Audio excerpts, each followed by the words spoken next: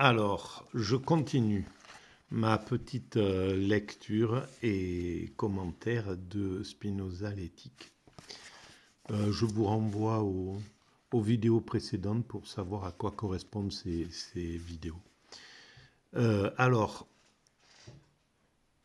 j'en étais à la proposition 28. J'avais commencé à le lire et je vais la préciser.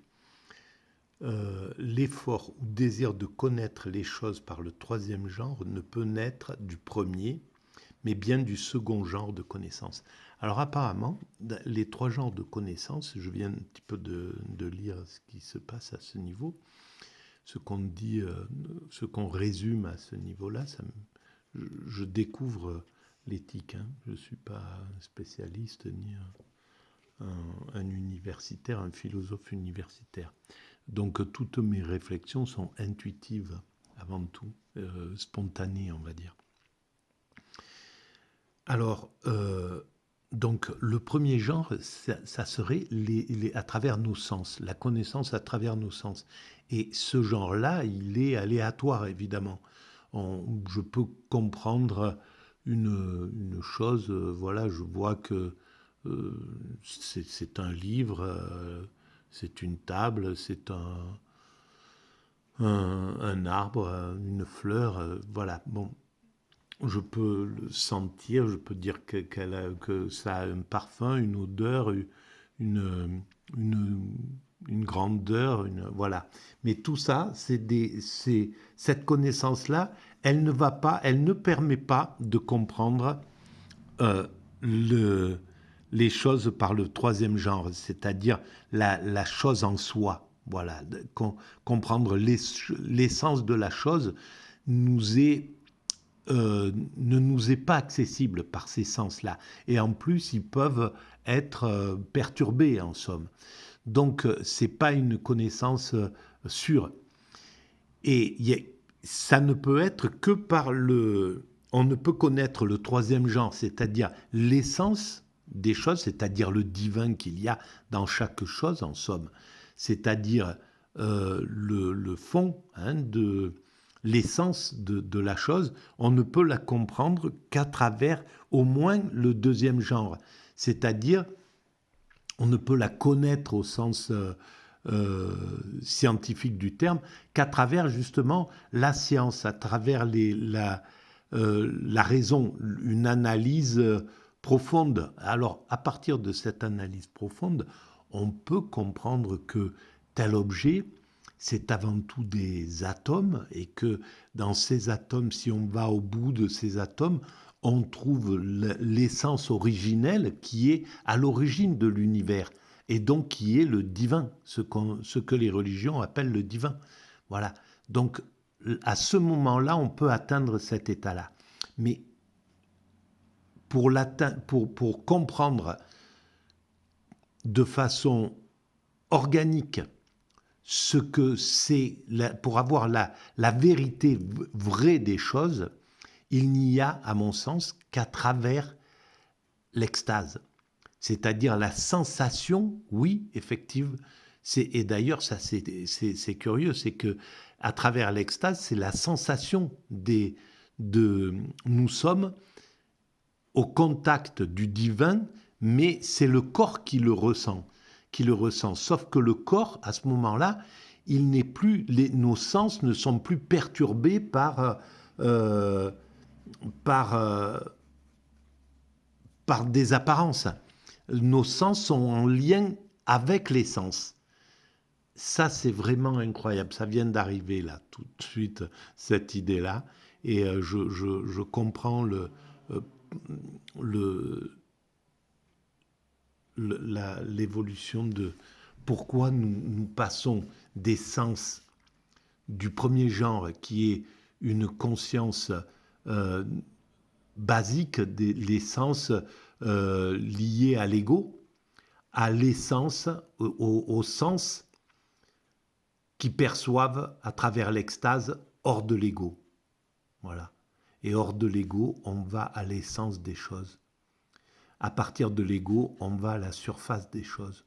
J'entends, voilà, je sens une odeur, cette fleur, elle sent quelque chose, mais on n'est pas, on est au contact de ce sens-là.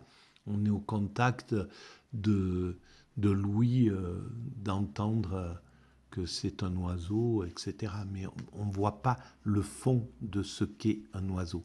Et dans l'état d'extase, on est en lien avec l'essence de cet oiseau. Et c'est pour ça que dans cet état-là, l'oiseau peut ressentir l'état dans lequel nous sommes aussi. Là, il y a fusion entre les choses. Et c'est pourquoi, je pense, on dit que les saints, dans cet état-là, ils étaient en communication avec les animaux, etc. Je pense que les animaux ressentent cet état-là, l'état d'extase, quand on est en état d'extase. Voilà. Alors, c'est évident en effet, tout ce que nous connaissons clairement et distinctement, nous le connaissons ou par soi ou par quelque autre chose conçue par soi. Autrement dit, les idées qui sont en nous claires et distinctes, qui se rapportent au troisième genre, ne peuvent pas découler des idées mutilées et confuses qui se rapportent au premier genre, c'est-à-dire les sens, mais des idées adéquates, second et troisième genre, c'est-à-dire scientifique, etc. Et extase. Donc le désir de connaître les choses par le troisième genre ne peut pas naître du premier, mais du second genre. Voilà. Quand on est dans le premier genre, quand on n'est que dans le sens, on ne peut pas aborder la question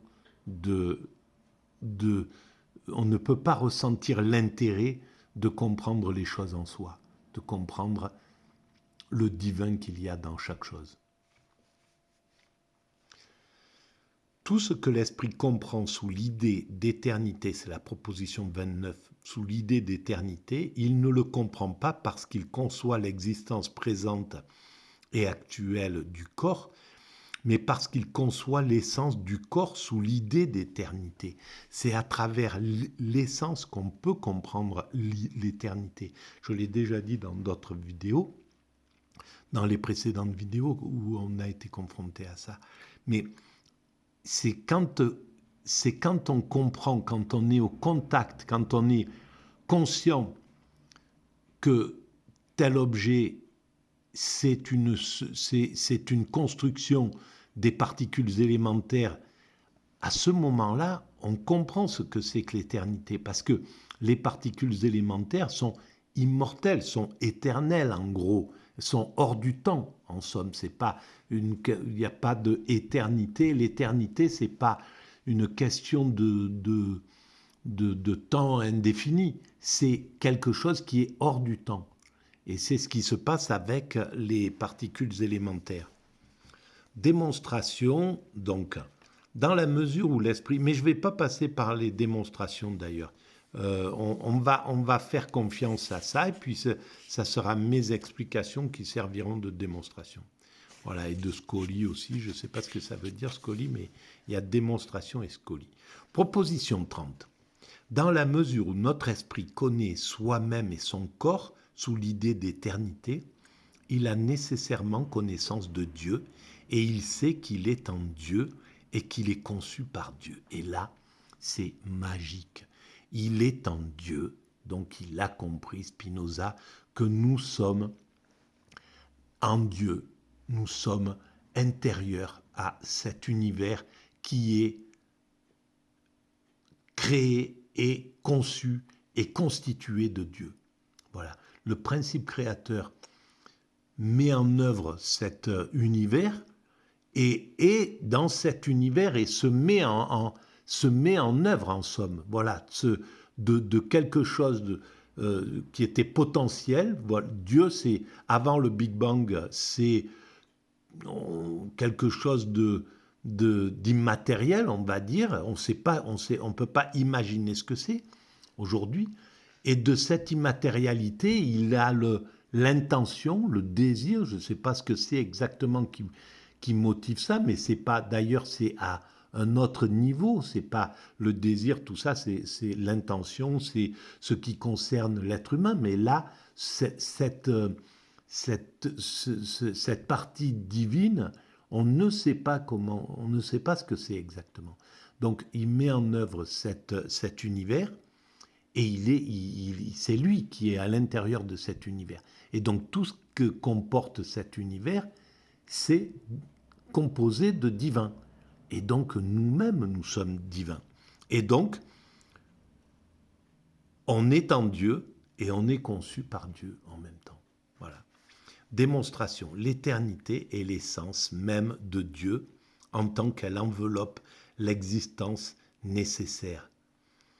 Voilà, elle enveloppe l'existence nécessaire, cette éternité. C'est ça elle enveloppe où elle est l'essence de chaque chose. De façon particules élémentaires, ce qui nous compose en tant que particules élémentaires, nous sommes immortels.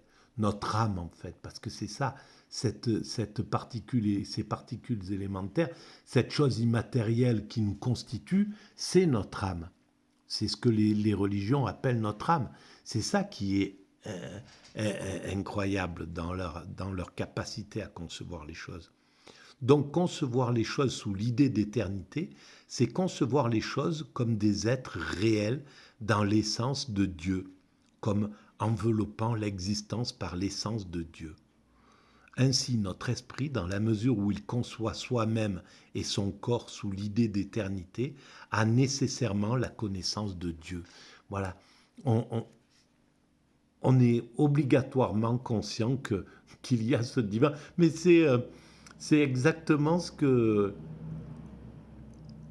qui s'est passé en partant dans cette philosophie, en découvrant cette philosophie à travers la mécanique universelle. À partir du moment où j'ai découvert cette phrase, où je me suis imaginé cette phrase, l'humanité est destinée à atteindre sa perfection, eh bien, nécessairement, je suis tombé devant l'idée de Dieu et à travers la raison, elle m'a paru, ça m'a convaincu qu'il y a un principe créateur qui correspond à ce que les religions appellent le divin, quoi. Voilà. Proposition 31. Le troisième genre de connaissance dépend de l'esprit comme de sa cause formelle, dans la mesure où l'esprit lui-même est éternel. Alors, je ne comprends pas. Le troisième genre de connaissance, donc l'extase en somme, dépend de l'esprit comme de sa cause formelle. Ah voilà, comme de sa cause de l'esprit, comme de sa cause formelle, c'est-à-dire du divin. Qu'est-ce qu'ils disent d'ailleurs? De cause formelle, cause adéquate. La cause adéquate a été définie en 3, celle dont on peut percevoir l'effet clairement et distinctement par elle-même. Donc, mais je pense que c'est ça, c'est donc voilà, la cause formelle. Bon, dans la mesure où l'esprit lui-même est éternel. Donc, l'esprit, c'est une constitution des particules élémentaires. L'esprit ne conçoit, mais l'immatérialité dans leur partie immatérielle, pas les particules élémentaires qui seraient particulières, qui seraient matérielles. Non, c'est la partie immatérielle de la matière. L'esprit ne conçoit rien sous l'idée d'éternité, sinon dans la mesure où il conçoit l'essence de son corps sous l'idée d'éternité, c'est-à-dire dans la mesure où il est lui-même éternel. Voilà. Bon, on va aller plus vite dans ces réflexions-là. Proposition 32. Tout ce que nous connaissons par le troisième genre nous donne la joie, et cela avec l'idée de Dieu comme cause. Voilà. Alors, tout ce qu'on connaît par le troisième genre, c'est la connaissance, à mon sens, extatique. La connaissance à travers la béatitude, à travers l'extase, à travers le nirvana, à travers l'éveil, à travers le samadhi. Voilà. Cette connaissance-là, elle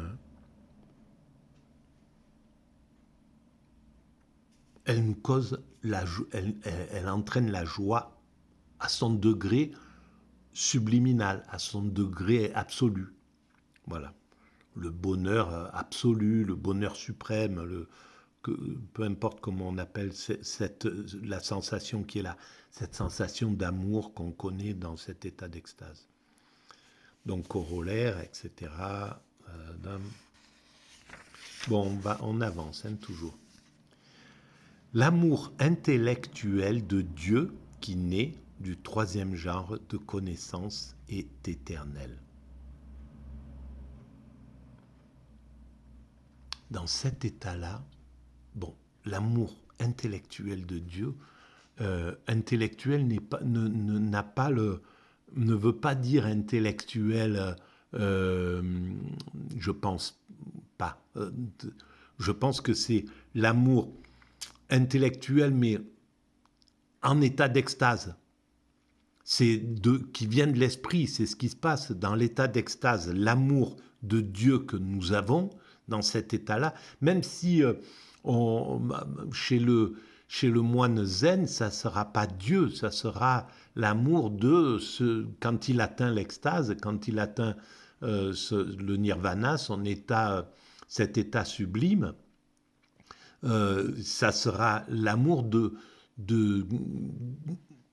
avec un autre terme, peut-être le vide, mais c'est toujours ce même principe, que ça soit Dieu ou le vide, je ne sais pas, ou Brahman, ou peu importe.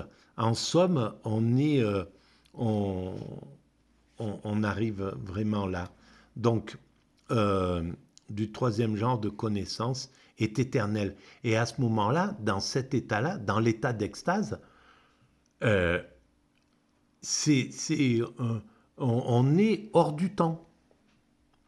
L'état d'extase nous plonge dans le présent absolu, dans le présent total. Et dans ce présent total, on est hors du temps parce qu'on vit chaque moment au présent. Voilà, là, le cerveau, l'esprit ne va pas ne quitte pas le présent en somme. Donc, il est toujours en lien avec l'éternité, parce que le présent est éternel en fait, il est hors du temps. C'est si on projette notre esprit dans le futur qu'on sort de l'éternité en somme, qui est le présent. Bien que cet amour pour Dieu n'ait pas eu de commencement, il a cependant toutes les perfections de l'amour, comme s'il était né, ainsi que nous l'avons supposé dans le corollaire. Bon, mais je ne veux pas, parce que chaque phrase demande quelque chose, demanderait d'aller, et donc on avancerait. Je ne pourrais pas avancer, il me faudrait 500 vidéos pour arriver au bout. Donc, il a cependant toutes les perfections de l'amour comme s'il était né, ainsi que nous l'avons supposé dans le corollaire de la paix précédente, de la page précédente. Alors, il n'y a ici pas d'autre différence que celle-ci. L'esprit possède ses perfections éternelles alors que nous avons supposé qu'elles s'ajoutaient à lui, et cela avec l'idée de Dieu comme cause éternelle. Si la joie consiste dans le passage à une plus grande perfection, la béatitude, elle, doit consister en ce que l'esprit est doué de la perfection elle-même, de la perfection même. Voilà. Tout est dit, c'est ça. Il n'y a pas de... Voilà. Il a expérimenté. Spinoza a fait l'expérience de l'extase, pour parler comme ça. C'est obligatoire. C'est seulement pendant la durée du corps que l'esprit est soumis à des sentiments passions. Voilà, tant que nous sommes dans la présence de ce corps, nous sommes soumis à ces sentiments, aux sentiments et aux passions.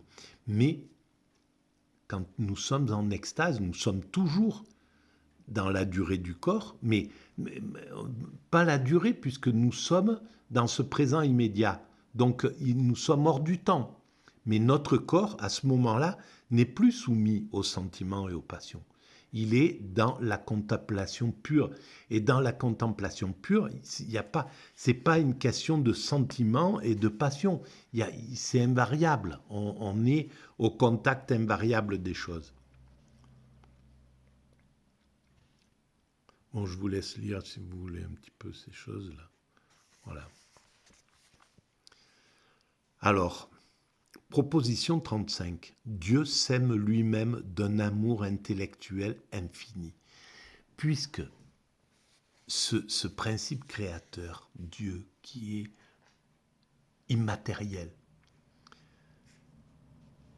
et l'essence de l'amour, il ne peut que s'aimer de façon infinie. Infinie parce que il est hors du temps. Et c'est pour ça que quand on est en état d'extase, nous sommes Dieu également. Et donc, on s'aime d'un amour intellectuel infini, c'est-à-dire psychique et infini, c'est-à-dire que on est dans un état hors du temps. On est dans le présent immédiat, continuel. Chaque seconde, on est toujours dans le présent. Notre esprit ne s'éloigne pas de la contemplation pure du présent, de l'instant. Et donc, et cet amour, il est infini. C'est pour ça que quand nous sommes en état d'extase, comme nous sommes divins par nature, puisque nous sommes une constitués de ce qui a créé cet univers, du principe créateur. Nous sommes constitués de cela. Donc nous sommes divins. Mais dans l'état d'extase, dans l'état ordinaire, on ne le sait pas, on ne s'en rend pas compte. Et dans l'état d'extase, on est Dieu et on s'aime d'un amour infini et intellectuel. Voilà, bon, bref. Je me comprends. Je ne sais plus ce que c'était, un truc drôle dans le temps. Démonstration, corollaire, Scoli. Alors, il y avait sans doute un que j'ai loupé. Proposition 36. L'amour intellectuel de l'esprit humain vers Dieu, c'est l'amour même de Dieu. Voilà, quand on est dans cet état d'extase, c'est l'amour même de Dieu qui se vit à travers nous. Mais c'est fou parce que je connaissais pas du tout la philosophie quand j'ai créé la mécanique universelle, donc c'est complètement intuitif, complètement spontané. Mais j'ai écrit exactement ça sans savoir que c'est la pensée classique, enfin de tous les grands philosophes qui ont expérimenté l'extase ont compris ça, tous les grands spirituels qui ont expérimenté l'extase ont compris ça, et donc c'est juste classique, quoi, hein, cette chose-là. C'est-à-dire qu'on est Dieu dans l'état d'extase, on incarne, on est Dieu prend possession de notre esprit. Ce principe divin prend possession quand l'ego est parti, le principe créateur prend sa place et se déroule, se répand, nous donne cette sensation d'aimer de façon absolue et d'être dans l'état du divin, quoi, d'avoir plus aucune peur, aucune crainte, d'avoir un corps qui fonctionne comme une horloge, enfin, cet état d'extase. Alors, par lequel Dieu s'aime lui-même, c'est l'amour même de Dieu, par lequel Dieu s'aime lui-même, non en tant qu'il est infini, mais en tant qu'il peut être expliqué par l'essence de l'esprit humain, considéré sous l'idée d'éternité. C'est-à-dire l'amour intellectuel de l'esprit humain pour Dieu est une partie de l'amour infini dont Dieu s'aime lui-même.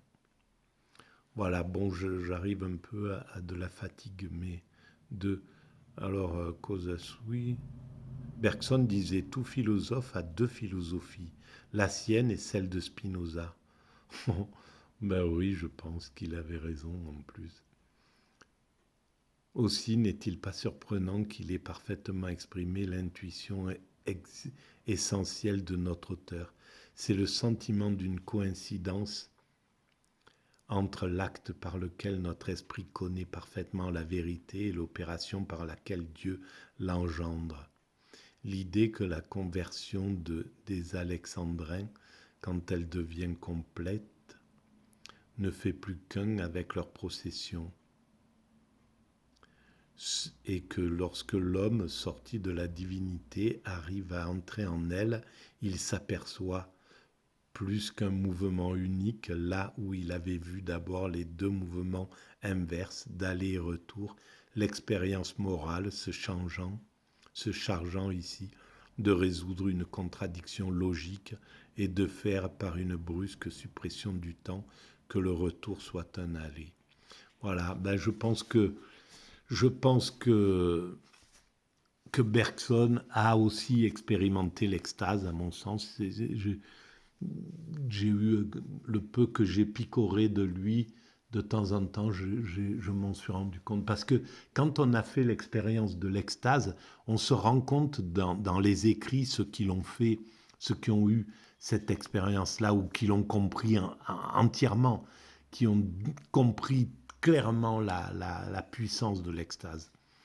Et donc, on peut, à mon sens, le comprendre aussi chez Bergson. Voilà, je vous donne rendez-vous à la prochaine. À bientôt, merci.